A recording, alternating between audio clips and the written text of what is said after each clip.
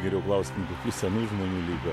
Praktiškai liko tik Valukonis ir Černeckis iš tų senos gvardijos mūsų.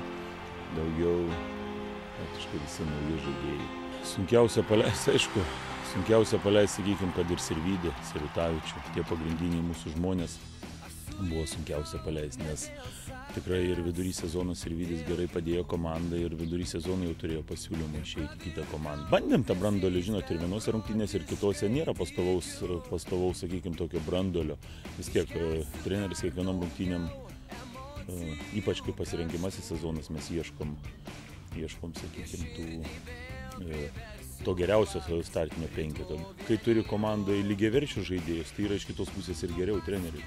Nežinai, kuris vieną dieną sužais geriau, kitas kitą dieną gali tai žaidėjas manipuliuoti ir, sakykime, ir daugiau, sakykime, tie žaidėjai gauna pasitikėjimo. Jeigu yra vienas lyderis, kaip bebūtų, vis tiek ieško žaidėjai, jo kamuolį nori perduoti jam, laukia, kada jis mes, laukia, kada jis imsis iniciatyvos. Šių metų tikslai, aišku, nesinori būti toj pačioje vietoje, kiekvienais metais norisi žingsnis į priekį, jeigu buvai paskutinis, nesinori būti paskutinis, norisi kilti aukščiau, užėmei 5. vietą, kiekviena komanda nori būti 4, nori būti prizininkė. Taip kad tikslai, sakykime, tokie nėra, kad, žinot, iškelta kartelė ir pasakyta, ten turi būti, nebūsit, ten ar tas ar anas bus, bet tai paprasčiausiai.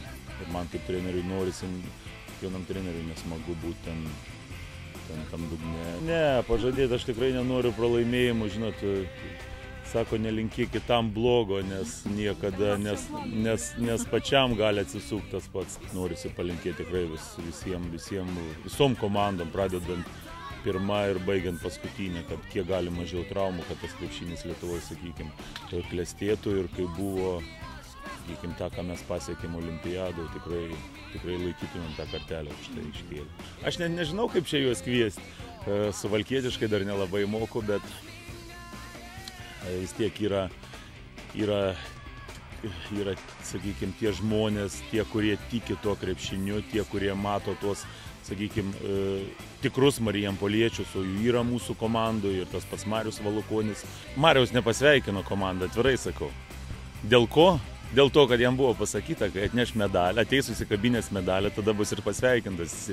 Iki šiol dar neprisirašė, aš asmeniškai pasveikinu. Ne, namie kažkaip pamirštu visą man tas medalis, tai dabar daug tik tai pakabukas, tas laimėjimas labiau pačiam negu tas medalių, tas metalo gabalas.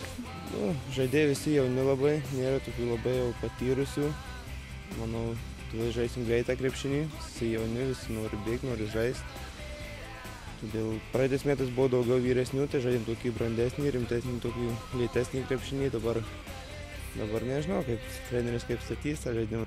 Futbolas laiką Marijampolėje buvo daug žiūrovų ir turėjau nuo senų laikų ir sirgalių, nes visą laiką aukštas vietas paužima. Mes dar tik tai pradėjom įsitvirtinti krepšinį, bet jau praeitais metais įsikūrė sirgalių klubas.